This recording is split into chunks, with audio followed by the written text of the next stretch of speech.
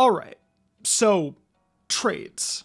Now, before we start this video, I will admit that I counted trades as gift Pokemon as a means to make things a little easier on myself. And not to mention, I felt like these guys deserved a little more love anyways, given the fact that I made a whole video on gifts. Consider this kind of a sequel to a different video, a successor of sorts. Now, I'm not going to do some intro on the mechanic of trading, because we all know how a trade works. So rather than going to the intricacies of such a simple mechanic, such as, I don't know, making Scyther hold a metal coat and then creating an absolute specimen, we're just going to get right to it. No post-game trades though, because these are meant to be for your playthrough, and a post-game trade doesn't help with that.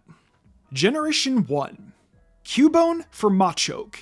That's right, Cubone for Machoke. If I recall correctly, you're able to trade a Cubone for Machoke in the underground tunnel on routes 5 and 6, specifically in Pokemon Yellow. A girl will ask you for the trade, and if you have a Cubone in your party, getting it is just that simple. Now, why does this matter? Can't you just get a Machoke anywhere? Yeah, but this one has a rather unique feature called, I don't know, evolving. If you trade the Cubone for a Machoke, the Machoke will evolve right as soon as you get it. That Everstone didn't exist yet, so they couldn't pull any hijinks like a certain person in a future generation would. So that's a free Machamp all in exchange for Cubone, and I'd say that's a pretty solid trade for a playthrough. Yeah, not very many coverage options, and fighting wasn't all that good back in Gen 1, but Machamp is also very strong and hits very hard. And out of all the trades you get in Generation 1, this one is going to hit the hardest. The moveset? It probably consists of Submission, Earthquake, Rock Slide, and Strength.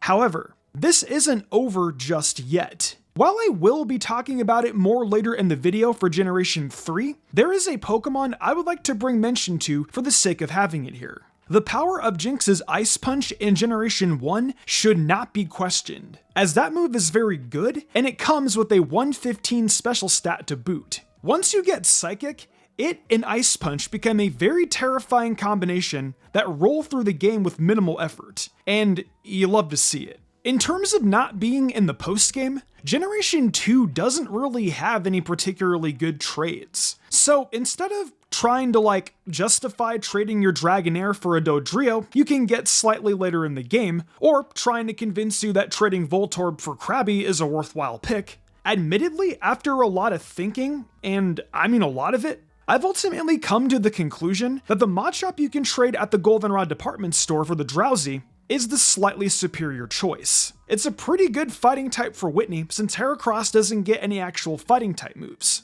for a pretty long time in the game. And Machamp comes naturally equipped with Low Kick and Karate Chop to slay the Demon Cow. And to make matters even better for it, it's also hard-coded to be a girl, so you never have to worry about losing your turn to Attract Infatuation. It's basically a guaranteed win against Whitney, unless you get really unlucky against Stomp's flinch rate. As it becomes Machoke, it's arguably dead weight against Morty's ghosts, and it may be a little outgunned against Chuck. But it does tear through Jasmine's steel types, Price's ice types, and not to mention with the Elite Four, it does great against Bruno's Onyx and Karen's dark types. Now, I know what you might be thinking. Where's the early game Onyx? The one you get from Violet City by trading with that one kid who wants the easily obtainable Bellsprout. That's the second best trade in this generation. It's slightly inferior to the Machamp line. Sure, while it's great for the first 3 gyms, it stops being great basically forever afterwards, unless you can find yourself a trade partner and a metal coat.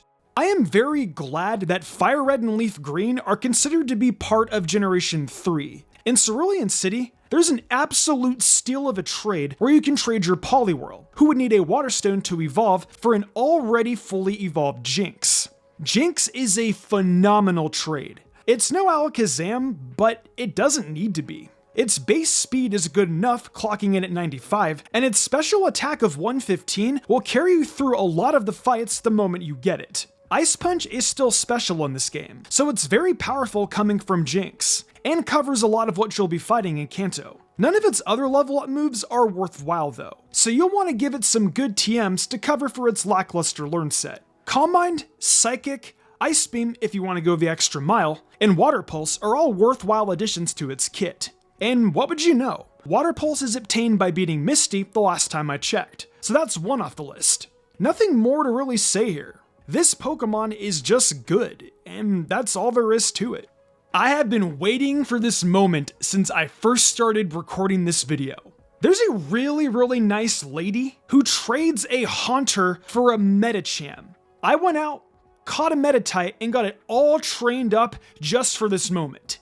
I can finally get my hands on a Gengar for Pokemon Platinum without having to find someone to trade with. The Haunter's just gonna evolve by trade. I honestly can't believe that something this good exists. Now all I gotta do is just go pick it up and get it.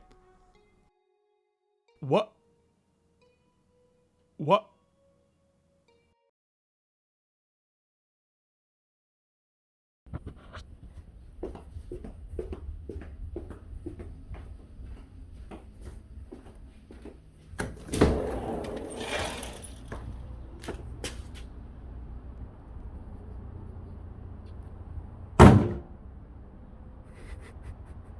Anyways, let's go ahead and get to the actual good trade of Diamond, Pearl, and Platinum. And if you like the thumbnail, give me a thumbs up. So there really are only two options here. While Finneon for a foreign Magikarp is nice, we can catch Magikarp pretty early on, so there's no point trading a Finneon for it, especially when you can get them on the same exact route.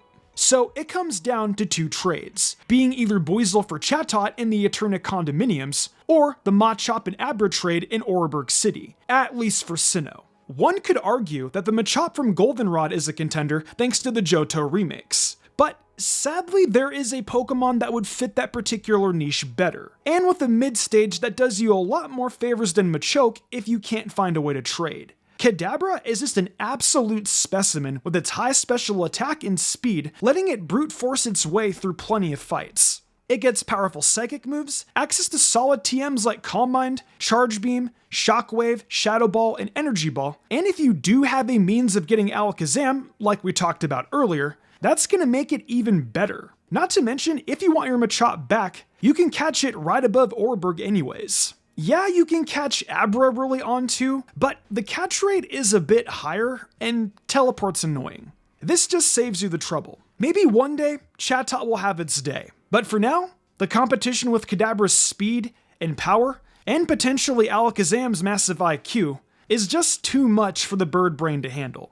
Generation 5 has a lot of good trades throughout both Black and White and Black and White 2. Cottony for Petlil is a good choice, and Lilligant goes crazy, but it's also competing with the Black and White 2 slot of trading Emolga for Gigalith, since that's just a fully evolved trade Pokemon given to you straight out of the gate. And I do appreciate that there's a Boldore for Emolga trade in the first game, only for the same guy to want his Emolga back in the next. My appreciation aside, I am going to go with the future Quiver Dancer with Own Tempo as an ability to prevent it from getting confused by its petal dances, and access to Sleep Powder to boot. Not to mention the fact that you get the Sunstone from some guy in Nimbasa City with blue hair, which shouldn't be too hard to find.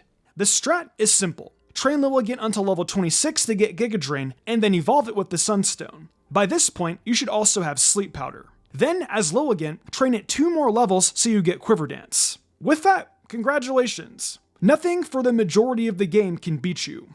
If you need a 4th move to use throughout your journey, I'd say my personal favorite is Dream Eater, but you can't unlock that until the post-game. So just enjoy Petal Dance, and then switch out if something happens to beat Grass. Okay, on to Kalos now. And I'm already laughing because this is pretty absurd. This hiker in Solage City does not know how to fish. And he wants a love disc that he's willing to trade a whole Steelix for. Early game Steelix. Just like that. Crazy. Now, is this the best trade in Pokemon X and Y? Debatable. However, even if it was, we already basically had an Onyx and Steelix segment. So we're gonna move down to a pretty darn good trade that you can get in Snowbell City instead. Before we go, I guess I can spare a little bit of time. Steelix has high defense, solid attack. It's Steelix, but now that we're in Generation 6, it actually has a level up moveset consisting of the Elemental Fangs at level 1, and then stuff like Gyro Ball, Dig, Rock Slide, Crunch, and Stone Edge. It's an actual Pokemon now. But to keep it fresh, there's also this Bisharp you can trade at Snowbell City that is obtainable by trading a Jigglypuff, Defiant, Adamant Nature, and Perfect Attack IVs. The only thing it's missing is Sucker Punch. But honestly, Iron Head, Night Slash, Swords Dance, and your choice of a fourth move will be more than enough to destroy the Ice-type gym leader that happens to be right there, and then you can go about the Pokemon League and can easily handle Dianthus Tyrantrum and Aurorus. I'd make sure to keep it at full health for the Mega Gardevoir Moonblast though. So this came up in the comment section of the Gift Pokemon video, and by Lord is that commenter on to something. This peep cooked stupendously, and they should be rewarded for it, because they're clearly on to something here. Being able to get Hawlucha from basically the get-go by trading an easily obtainable Spearow and then talking to a lady on Route 2 is truly insane. Game Freak truly did not care about game balance. They really badly wanted you to be able to just go and beat the kahuna of the island with little difficulty, and with such a clearly powerful flying-type Pokemon. And despite the Brave Nature slowing it down, it's good for the rest of the game too. Its combination of attack and speed, with access to Wing Attack, Roost, and Karate Chop really early on by level up, only gets better with time. I just know that it has a wide array of TMs it can learn, a really good level up move pool, and really good stats that will get you through a lot of the game. I'll never be sure why the developers of Ultra Sun and Moon would give us such a powerful weapon this early on, but then again, I will never understand a lot of their decisions. So remember that Toxel that was the best gift Pokemon by default because it was there in the daycare, and you just had to snag it? Well, guess what? You don't even need it. Just trade it. You can just trade it off for some Togepi and Hammerlock, and then now you have the prime specimen that is the adorable little egg. Sure, it's gonna take a bit to evolve in the Togetic, and you may have to do some looking around for the shiny stone. This Togekiss, though, is hard-coded to have serene grace and a timid nature always. Well, as per usual, have fun with the good moves. It gets Air Slash on evolution from Togetic, and Togepi should already come loaded with Ancient Power to make sure that you get that 20% chance to Omni Boost your way through a fight.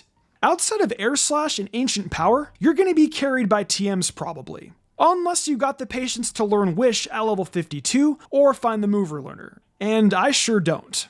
Sadly, the only good TM it gets is Mystical Fire, because all the other stuff is locked in the TRs, but the only TR you truly need is Dazzling Gleam, since sadly, Roost isn't a TR or a TM in Gen 8. Ah yes, Generation 9. Now, this is the part where Quagsire would show up, but first, I would like to look in this direction that someone had pointed me in involving a Haunter trade that I had kind of forgotten was there due to the ease of access to early Ghastly in this game. I never went out looking for a Haunter trade. While I die on that hill that Quagsire being harder to access and having a good defensive and offensive typing, plus a great matchup against Great Tusk and Iron Treads that Gengar would die for, the viewers of this channel do bring up a rather excellent point. Taking some random Pinkerton you found and trading it for the Haunter in Levincia isn't a bad idea. In fact, it's a very, very good idea. It evolves on trade into the easiest Gengar of your life. Finally. And it's as good as you would expect it to be. Look at its stats. 110 speed, 130 special attack, the power to learn so many good TM moves. Its level up moveset is shabby, using the inaccurate Hypnosis, the inconsistent Confuse Ray, and Hex being your strongest move until level 48 when you finally get Shadow Ball isn't appetizing. However, landing Hypnosis and using Terra Ghost Hex for a whopping amount of damage does release some dopamine for the brain. Now, for the TMs you can get throughout the game, well, it's pretty self-explanatory, I'd like to say. It gets Nasty Plot, Sludge Bomb, Energy Ball, Thunderbolt, and then whatever other silly moves you want to put on there. Loading up on coverage options and brute forcing your way through matches is more than enough. Whether or not you think it's better than Quagsire is up to you. But me, personally, I would like to propose an idea that we can all be happy with. Quagsire is more on the physical side and has a singular weakness to grass, which Gengar resists. Gengar is more on the special side and has, well, like 4 weaknesses that Quagsire is all neutral to. Let's use them both and create a duo of trade Pokemon that are greater than the sum of their parts. True unity between the Gengar enthusiasts and Quagsire enjoyers. With their powers combined, they won't just be the best trade Pokemon or the best gift Pokemon. Nah, they'll just be the best Pokemon. The best like no one ever was. And that's it. That's the best trade Pokemon of every generation. What'd you guys think? Have we created peace between the two rivaling factions of the Gengar enthusiasts and the Quagsire enjoyers? What would you like me to talk about next? Let me know your thoughts in the comment section below. It feels pretty weird not having an outro as of late. So just look at this gif of this cute Persiker dancing around.